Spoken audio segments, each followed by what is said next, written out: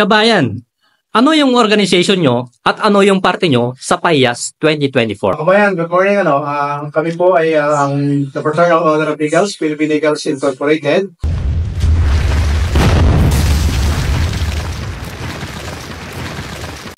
And, Kuya Vice? Morning po. Ang tutuloy ko po yung aming sinabi ni Kuya Pres. Kami po ay po ng Macau Makiling International Eagles Club. At kaparte po kami ng the Philippine Eagles Incorporated. We are a civil-civic international association group based ng paglilingkod at tumulong sa kapwa Pilipino. Adaraj. Ang layunin po ng organisasyon ay makatulong sa mga taong nangangailangan. Ano po yung parte nyo sa PAIAS 2024? Yes, kami po ay naatasan sa per se. And then, kami rin po ay naatasan bilang sa Lost and Found. At Sir Jay? Bali, doon po sa mismong araw po ng PAIAS Festival May 26 po, 2024, magkakaroon po kami na isang maliit na boat doon sa area. Na saan makikita niyo po kami at mga kuya ay dadalo doon para magbigay lunas sa Lost and Found at makapagbigay din po ng mga simpleng inumin. Okay, Vice. Karagdagan po doon is mayroon din po kami mga ginawang preparasyon para sa mga munting check-up na para sa ating mga mamamayan kung sino po ang may interesado or interesado na dumalo. Adaraj. At sa mga gusto rin pong magpakuha ng kanilang blood pressure, blood sugar, at temperature, pwede rin po kayong pumunta doon at makikila sa aming booth. May karagdagan po po. Mayroon din po kami hinihandang tubig. Pantawid uhaw.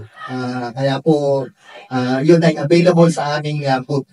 Yes, at kung sakali naman kayo ay nangailangan ng assistance sa paglagay ng inyong mga luggage, meron po kaming bot na mag-a-attend sa inyo para i-keep yung mga luggage nyo doon para kayo makapag-enjoy sa ating mga okasyon. Feeling? Sa karagdagan po sa ginamit ng impormasyon na aming BNS, ako po ay kung kailangan niyo po ng mga katanungan kung saan po ang booth ng luggage information, hanapin niyo lang po ang kuya namin mga napa-short and club applicants para po ma-assist po kayo sa aming booth ng Lost and Found.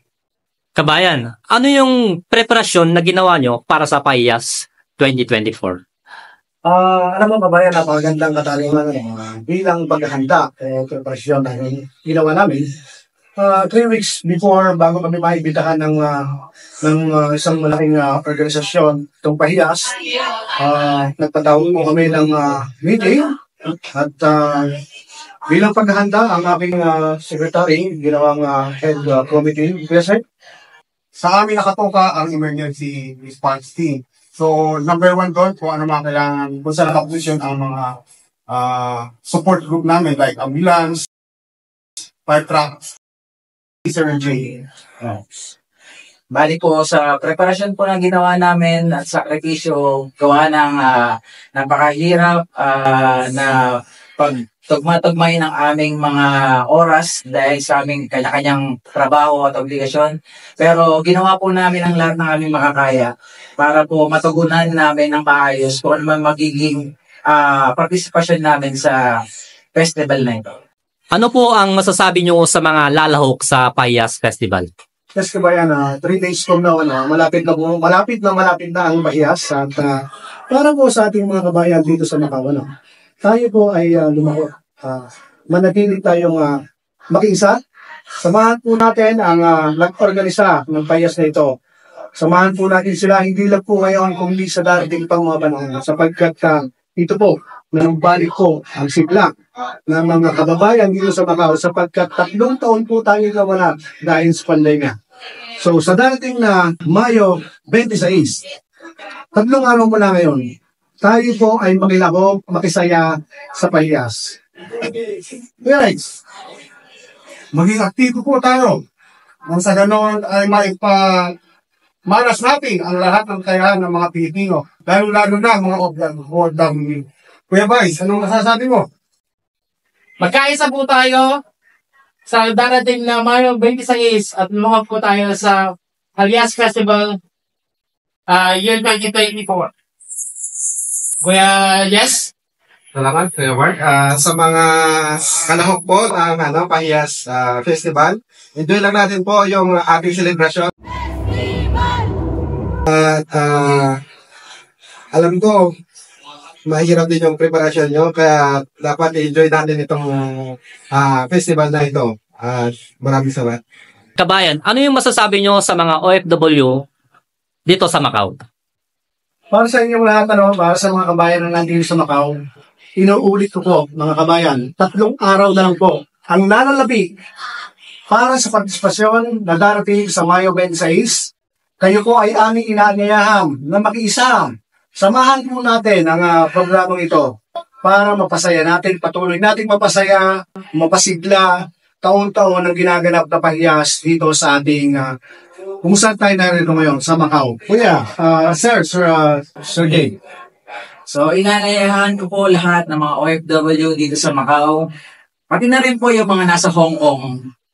Makakapunta po kayo dito at makita niyo po ang lahat ng mga hinanda namin para sa inyo. Yan lang po. Mama Del. Thank you, Kuya JM. Iniimbitahan ko po ang lahat, OFW, at lahat ng mga turista na dito sa Macau. Umaten po tayo ng Pahiyas Festival, at sure po ako, mag-i-enjoy na yun.